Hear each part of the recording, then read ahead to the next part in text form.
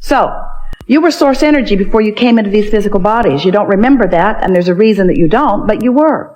You were source energy before you came into these physical bodies, and now you are an extension of that source energy.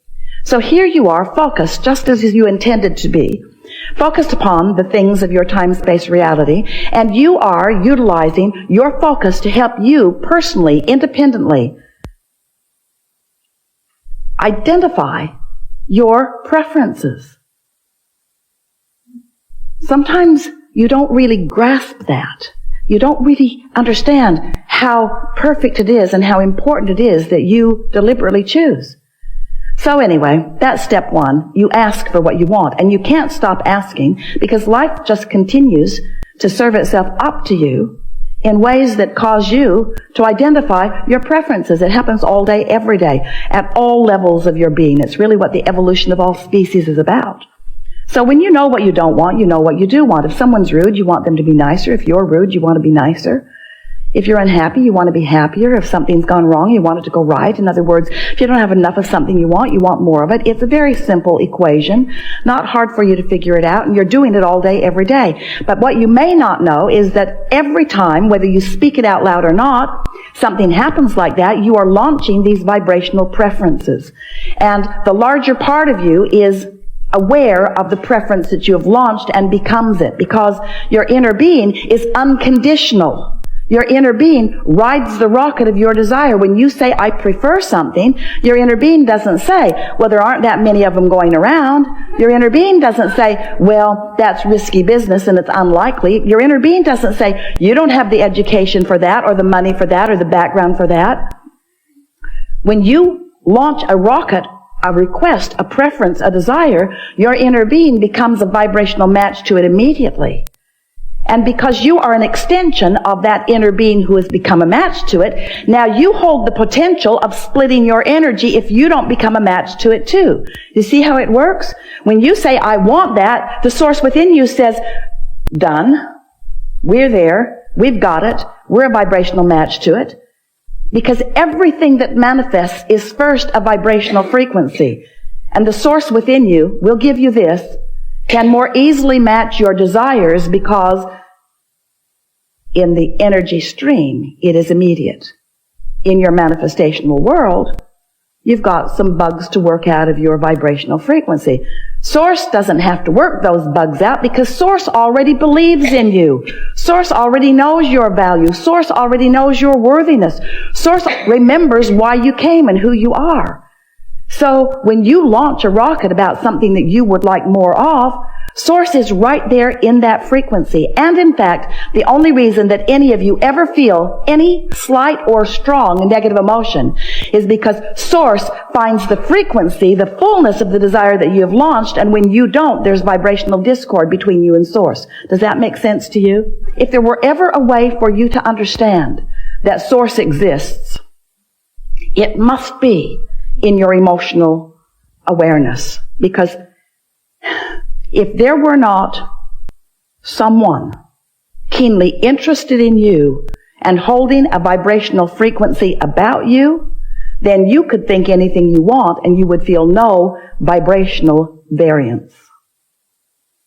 That's something really to think about. When you feel negative emotion, it always means the same thing. You've got a different opinion about this than Source has about this. And that's something else we really want you to hear. Source does have an opinion about this, and this, and this, and this. Now. Source adores you. When you're mad at yourself, you've got a split going on. There's a gap widening. Source adores the people of this planet. When you carve out a section of them and hate them, you've got a rift going on between you and Source. You will never be able to be in alignment with Source when you hold hate in your heart because of some condition that you can't control. As you get to know Source better, through your awareness of what it feels like to be in alignment, you can learn in a matter of days how Source feels about everything that is active on your planet today. You can just give it the emotional test. When you think a thought and you feel love, you can know Source is in agreement with this thought. And when you think a thought and you feel fear, you can know Source is not anything close to an agreement on this thought. So once you get clear about what this emotional guidance system is, then you can get on with what you've come to get on about. Then you can be the deliberate creator. You can be or do or have anything that you choose because you've got this backup. So step 1 is contrast helps you to define what you want. You do it all day, every day. And step 2 is source becomes it vibrationally immediately. Wrote a whole book about that called Ask and It Is Given, and that's what it was about. That when you ask, source becomes the vibrational equivalent of it. The energy that creates worlds. Imagine that. The energy that creates worlds. The vibrational equivalent to your desires. Keeping the light on, keeping the vibration steady, so that anytime you get in the vicinity or away from the vicinity, you'll know where you are in relationship to it. Helps you to zero in on who you really are and what you really want, to become the fullness of all that you are. So your work really is the step 3 part of this 3-step process. Now step 4 process, but step 3 process, we talked about for so many years. Ask, source answers, and then you must find a way to become a vibrational match to what you're asking for. In other words, you can't want something and doubt it and get it. You can't want something and be mad that you don't have it and get it. You can't want something and be impatient about it. The flight attendant said, "Thank you for your patience." And Esther said, "You're confused about who." You must be talking about the previous flight because no patience happening here. You can tell by the way you feel whether you are in alignment or whether you are not. So, we are eager to talk with you about anything that matters to you. We're going to help you to find some ways, if you want them, to line up easily with who you are and what you want. In some ways, some of the things that we will suggest today, you will stubbornly protest against a little bit because it's just going to seem too simple. And some of the things that we're going to say to you and promises that we're going to make to you, you may even doubt a little bit because they're just words that sort of kind of make sense and maybe you feel resonance with them, but you haven't had the manifestational evidence in your life yet about it. But we know that with just a little bit of listening and a little bit of resonating and a little bit of awareness and then a little bit of focusing, that you will find manifestational evidence about everything that we talk about here today. You're going to know precisely how your thoughts become the reality that you are living, so that not only you are aware of it, but others who are observing you as well. So as we've been talking to you about launching these rockets of desires, we also wrote a book about where they go. We called it the Vortex. It's this vibrational reality. It's this vibrational reality that you cannot yet see or hear or smell or taste or touch. You can feel it emotionally. Well, that's just annoying to people. We spend a lot of time trying to talk you into getting into the vortex where everything you want is. And you were very nice to us. No one ever got up and left the room. Well, just that one guy. But you were interested about the vortex, but you began saying things like, okay, so my fortune's in the vortex, Abraham. I want it to come out of the vortex and into my bank. Because it's nice knowing that I've created realities that I can't see yet, or that others can't see, but really, how long can this go on? How long do you think you can keep me hopeful about things that aren't tangible? And we say, it was never your intention to come and live without the tangibility. You are in a time-space reality where you can measure your existence through your manifestations. We just want you to understand that if you've got a vibration going on that is keeping you from being a vibrational match to what you want, the manifestation that you want cannot come. And you wouldn't want it to. You wouldn't want it to. So then we began talking to you about, so here's all of this vibrational reality, and you're going, yeah, we accept it, get on with it. How do I get it into my reality where I can see it, where others can see it? And so we began talking about your point of attraction. For a while we called it a grid. It's your point of attraction. It's like the framework of who you are, looking for different ways to help you feel the reality of your point of attraction. Your point of attraction, where you stand.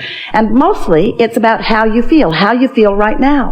How do you feel right now? What's your mood? What is the mood that is swirling around you? Because your mood is the best indicator that you have to let you know what the vibrational atmosphere is that you've got going on. And your vibrational atmosphere matters because it is your point of attraction. How you feel, your mood, the thoughts you're thinking, the beliefs you hold, what's going on, the conversations you have, how you move in the world, how you feel in the world, what you're doing now. Right now, you have a relationship with your vortex. Right now, you have a relationship with your vibrational reality. And the question that we want you to ask yourself is the relationship that you have with something that's in your vibrational reality, in your vortex, is the relationship you have one of holding it away? And you can tell by the way you feel whether you are holding it away or whether you are allowing it in. You can also tell by whether it's coming in or not. We're not asking you to just hold yourself in this emotional state of being and just take our word for it. What we're saying to you is take our word for it, hold yourself in the emotional state of being, and watch the evidence move from your vibrational reality into your reality. Until before long, you will have such confidence in your ability to manifest anything that you desire, because you will have discovered what kinds of things you've been doing that have been preventing the things that you want from coming easily. And we can tell you in a very succinct, nutshell kind of a sentence what it mostly is. Your observation of the conditions that exist now are the reason that you keep repeating a pattern that holds away the things you want. It really is that simple. You got to change the way you look at things. You got to reorient yourself. You've got to become more vibrational interfacing. You have to trust the way you feel. You have to accept that you have guidance. You have to accept that your guidance is always leading you toward what you want. And you have to be aware of when you're moving toward what you want and when you're not moving toward what you want. And you have to accept that the emotions that you hold are the indicator of whether you're moving closer or further. You can just tell. You'll get so good at this that you'll be in the middle of a conversation and you'll stop talking right in the middle of it because you'll realize that you're moving away from what you want rather than toward what you want. So often, in your quest to make someone else understand what you mean, who's in a different vibrational frequency and is not hearing what you mean, in your attempt to get them to hear what you mean, you are responding to the condition of them not hearing. So you are basing what you are saying based upon what they are not hearing, and then you join them in their frequency rather than maintaining yours, and then instead of them hearing what you mean, you hear what they mean, and nothing changes. Oh, you got that, didn't you?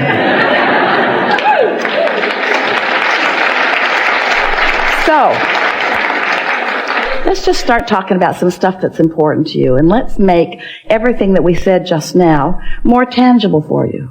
We want you to feel your thoughts becoming manifested. We want you to feel the movement of the vibration into awareness, into emotion, and then into see it, hear it, smell it, taste it, touch it, tangible, manifested stuff, just like you intended. You're not here just to accumulate stuff, but you are here as a masterful creator. You're here to mold the energy. And how your life is playing out is evidence of how you're doing.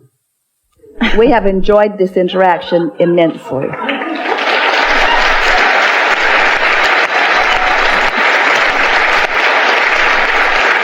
Take it easy.